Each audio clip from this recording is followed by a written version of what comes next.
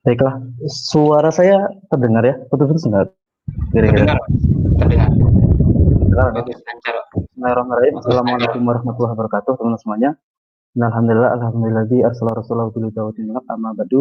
Allahumma anfa'na bima 'allamtana wa 'allimna ma yanfa'una warzuqna uluman tanfa'una fid dunya wal akhirah.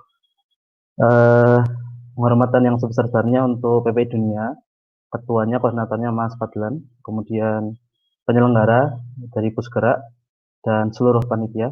Juga penghormatan ke teman-teman presiden-presiden ketua-ketua PPI negara yang ada di sini bersama saya, Mas Rajib dari Malaysia, Mas Ijab dari Jerman, dan Mas Rifki ya dari Mesir. Salam kenal juga. Pada kesempatan kali ini sebuah kehormatan bagi saya untuk menjelaskan beberapa hal, barangkali sharing pengalaman, sharing maklumat, barangkali dari hal-hal yang disampaikan ini bisa sedikit mencerahkan kalau nggak banyak ya.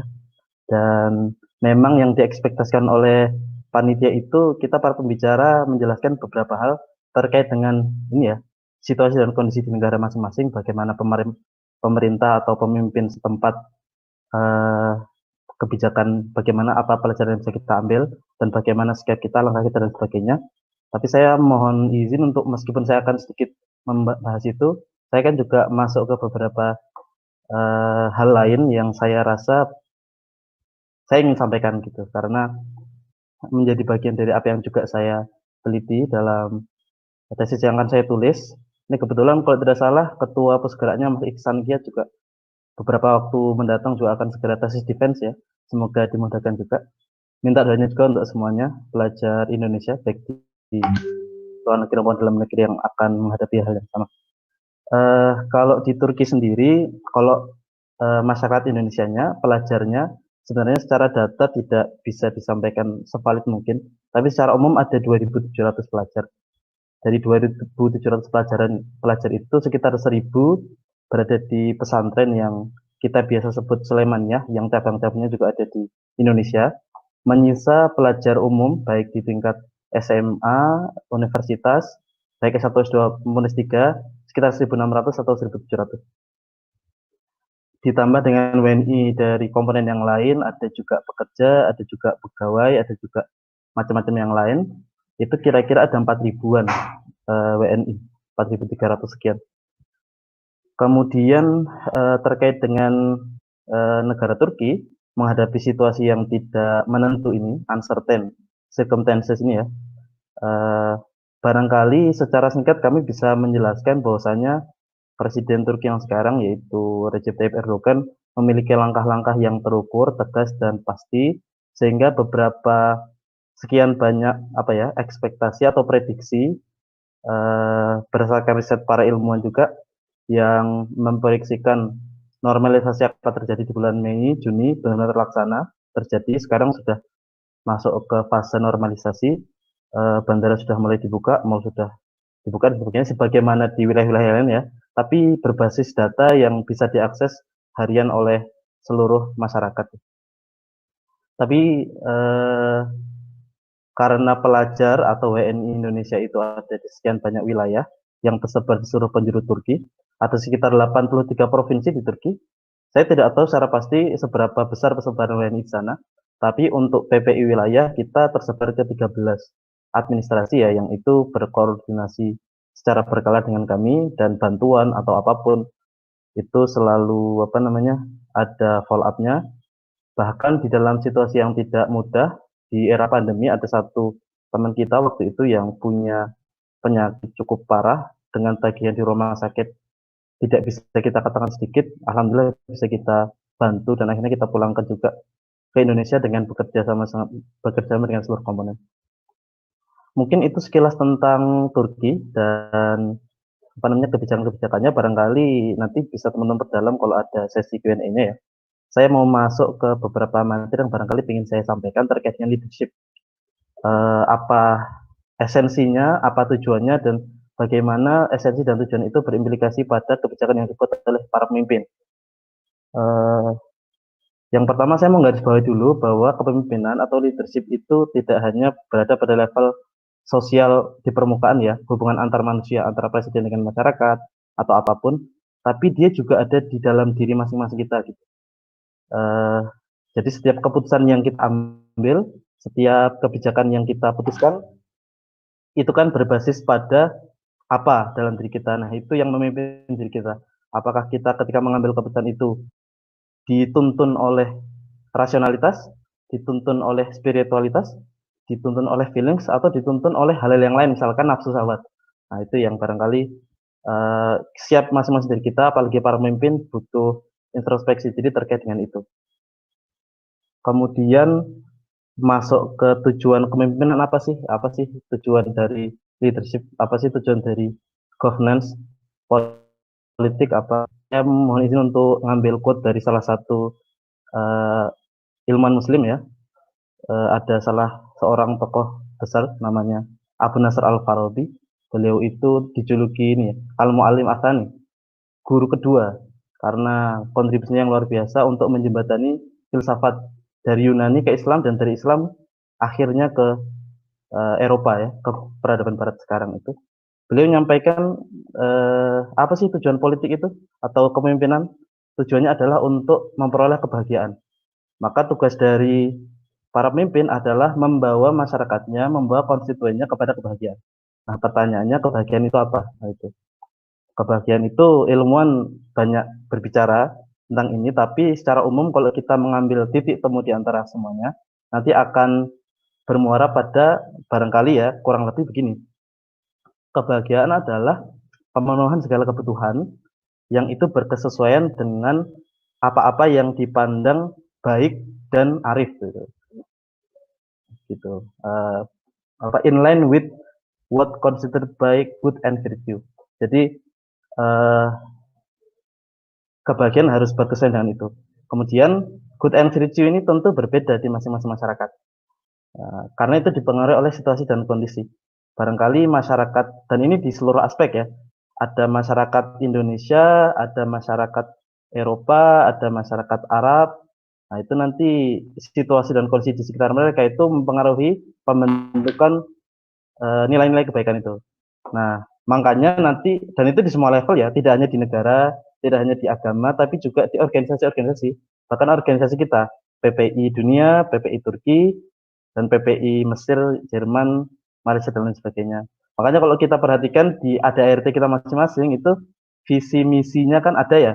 Nah, itu apa yang biasa kita definisikan sebagai eh, kebahagiaan. Kita pengen capai itu. Makanya kita harus nyusun sekian banyak program, sekian banyak kebijakan yang kita eksekusi satu-satu, sehingga itu bisa terlaksana kan gitu. Kemudian ketika nyusun itu, apa namanya, ketika itu disusun, itu situasinya banyak ketika ADART disusun atau program disusun. Bisa jadi itu memang benar-benar kebaikan yang disepakati oleh teman-teman yang itu, bisa saja orang memonopoli nilainya, sehingga nanti itu berimplikasi pada apa yang terjadi beberapa tahun ke depan. Ternyata tidak sesuai dan sebagainya. Makanya biasanya dalam setiap agenda-agenda tahunan, musyawarah dan sebagainya, ada evaluasi untuk barangkali menyesuaikan dengan situasi dan kondisi terkini. Tapi tetap sebenarnya segala sesuatu itu punya esensinya. Nah, itu yang barangkali perlu digali oleh seluruh pemimpin, memahami esensi daripada organisasi yang dipimpinnya. Makanya saya masuk ke bahasan selanjutnya. Dalam Islam itu leadership, politik, governance itu apa sih? Barangkali kita bisa ngambil salah satu konsep namanya tadbir. Ini ulama-ulama kita, muslim-muslim scholars tuh banyak yang bahas ini.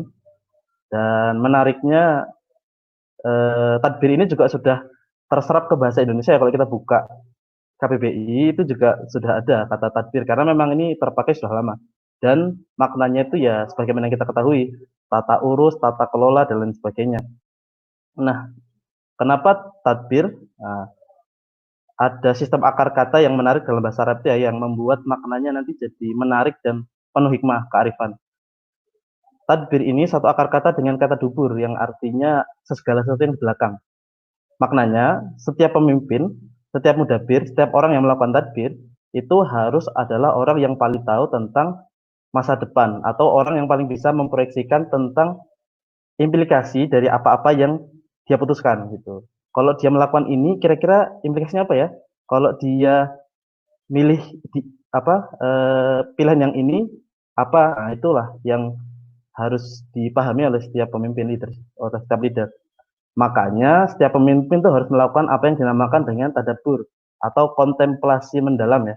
Jadi dia harus benar-benar banyak baca, dia harus benar-benar banyak diskusi sama sekian banyak orang yang punya otoritas, yang teman-temannya yang dipandang punya pandangan yang bagus, sehingga apa? Sehingga mempertajam pandangannya terhadap organisasi.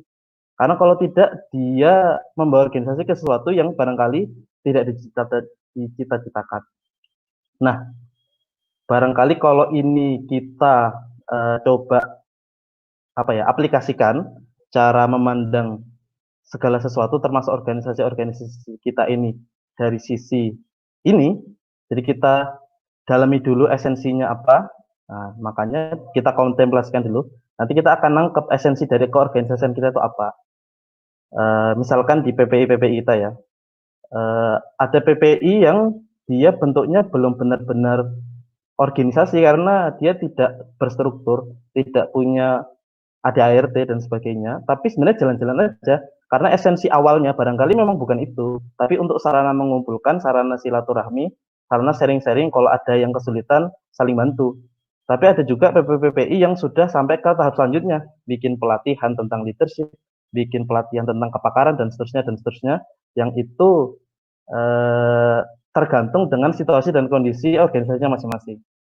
Untuk PPI dunia ini barangkali saya kasih sedikit apa pandangan saya ya, barangkali bisa kita renungi bersama-sama. Biasanya kalau kita mau mengetahui esensi dari suatu organisasi atau suatu entitas apapun, itu cara yang paling mudah adalah mencari satu hal atau beberapa hal yang menjadikannya terdiferensiasi dari berbagai macam hal yang lain yang sejenis. Kalau di apa namanya ilmu logika itu kan ada ini ya klasifikasi genus sama spesies gitu. Nah, kucing, leopard, macan tutul, cheetah itu satu genus tapi beda spesies. Makanya kita tahu dia kucing, tahu dia cheetah itu berbasis pada spesies. Begitupun kita di organisasi kepemudaan PPI dunia dan PPI negara macam-macam ya. Kan banyak organisasi pemuda itu, ada PPI, ada organisasi ekstra kampus di Indonesia, ada HMI, KNPI, IMM, PMI dan sebagainya yang bagus-bagus semua kontribusinya itu. Kemudian ada juga BEM, ada juga senat mahasiswa fakultas dan seterusnya. Nah, itu kira-kira esensi masing-masing apa?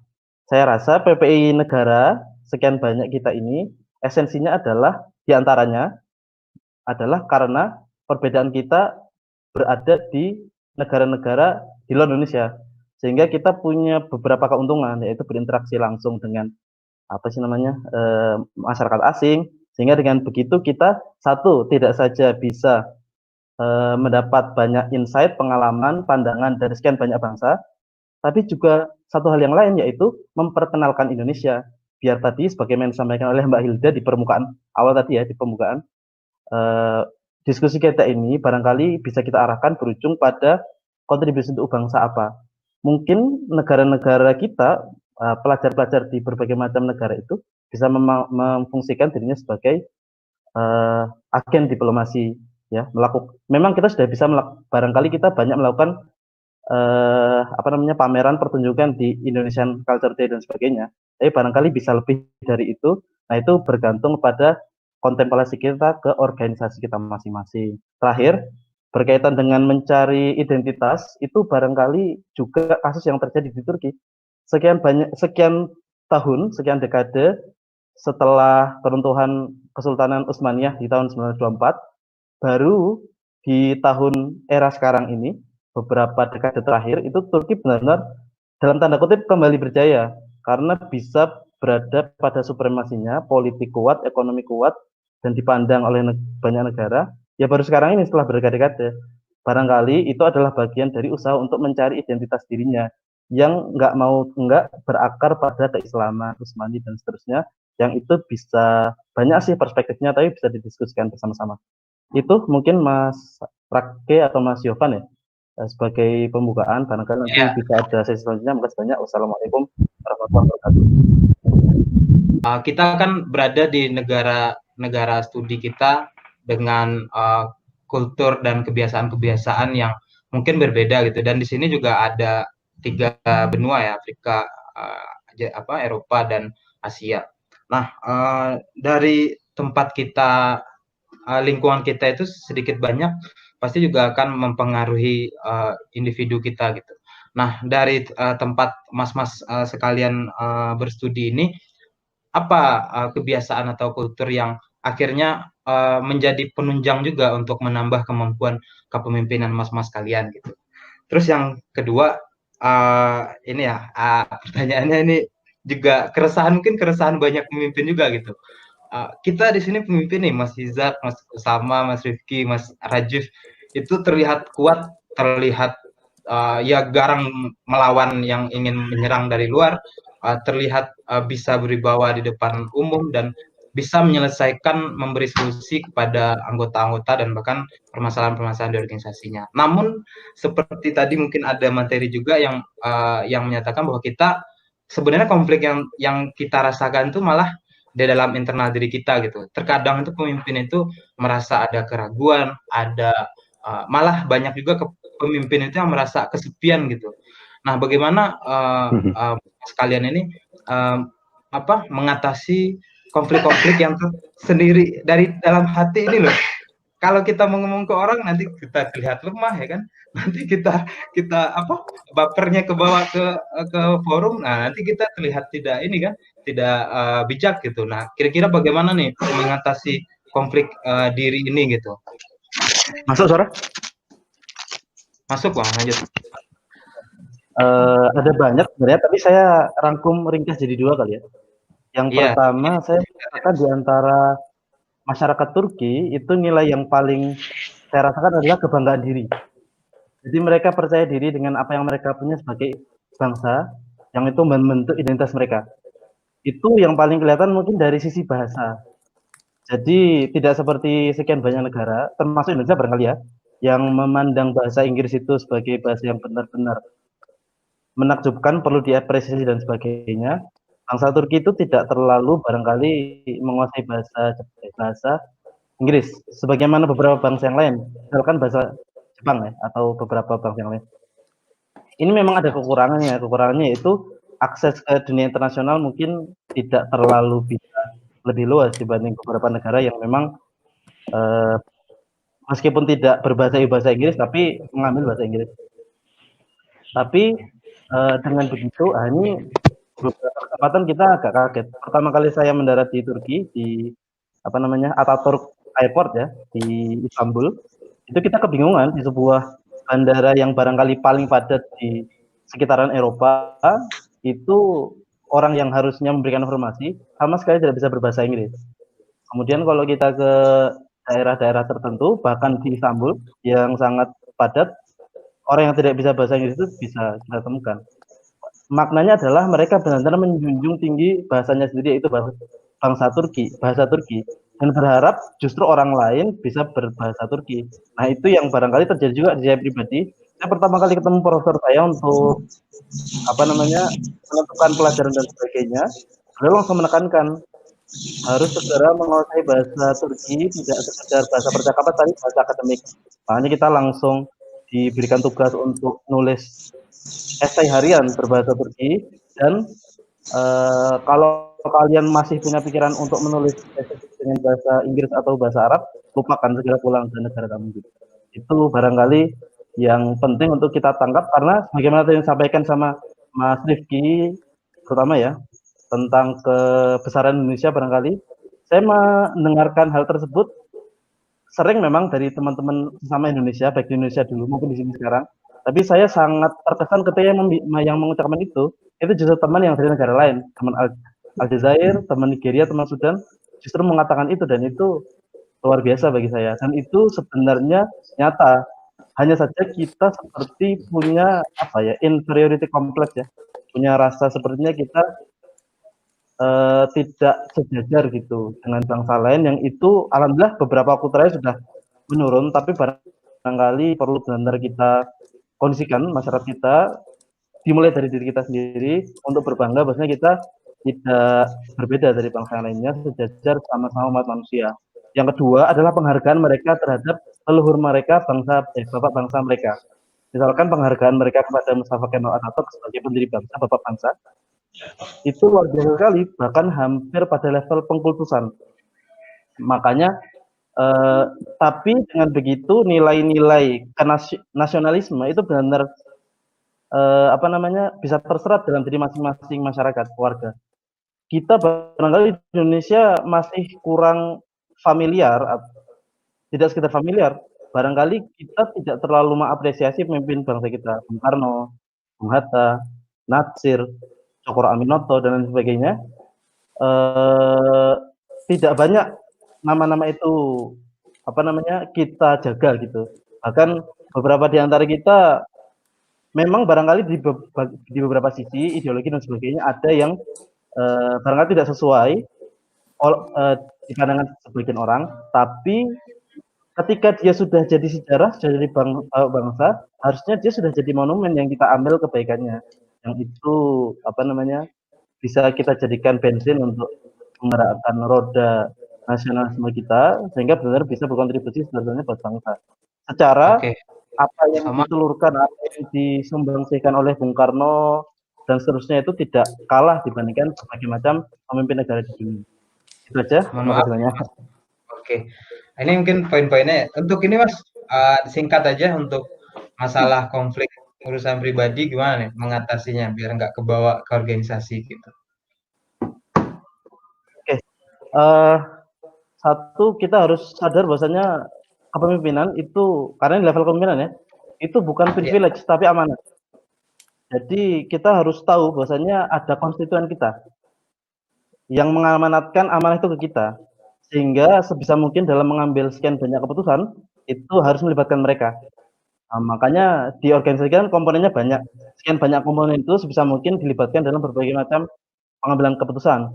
Tentu itu nggak bisa di semua kasus karena sekian banyak masalah hadir dan situasinya barangkali tidak mungkin kan untuk mengambil diskusi, harus cepat, harus tegas dan sebagainya.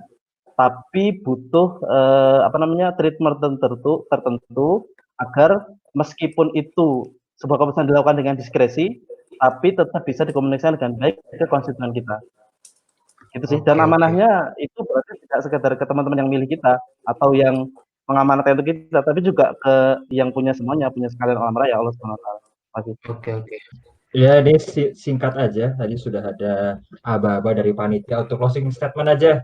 Terakhir untuk keempat pembicara kita yang hebat-hebat ini, apa pesannya untuk anak-anak muda? Bagaimana pesannya untuk ya mungkin ada anak-anak SD, SMP, SMA ya, bagaimana menyiapkan diri untuk menjadi global leader? Faktor-faktor apa aja singkat nih? Pesannya terakhir closing statement untuk keempat yang hebat ini. Iya. Saya ngambil quote dari ini kali ya. Pramudiana Thakur, dia bilang jujurlah sejak dalam pikiran. Nah, ketika kita apa namanya ngambil segala keputusan, masalah kita hadapi, itu kadang-kadang kita nggak jujur tentang posisi kita. Jangan-jangan kita sebenarnya sedang tidak bisa menghadapinya sendiri, makanya butuh teman. Jangan-jangan itu bukan tugas kita, tapi kenapa kita ambil? Makanya harus jujur kepada diri sendiri dulu, memetakan masalahnya nanti jelas, nanti sedikit-sedikit apa namanya diselesaikan. Nah, selain itu ada juga petuah ya, bahwasanya ibu dari segala dosa, segala masalah itu kebohongan. Maka balik lagi, harus jujur kepada diri sendiri, membudayakan jujur kepada sekitar kita, sehingga nanti segala aktivitas kita di apa namanya jalankan dengan kejujuran. Itu turunannya banyak, transparansi, akuntabilitas, profesionalisme, semuanya. Barangkali kita bisa jujur dari diri sendiri sehingga kita bisa menyinari sekian yang di sekitar kita dan sama-sama memberikan kemanfaatan untuk teman-teman kita dan untuk bangsa kita. Terima kasih. Terima kasih Mas Usama. Intinya kita jujur ya, karena zaman sekarang loyalitas itu harganya mahal sekali teman-teman.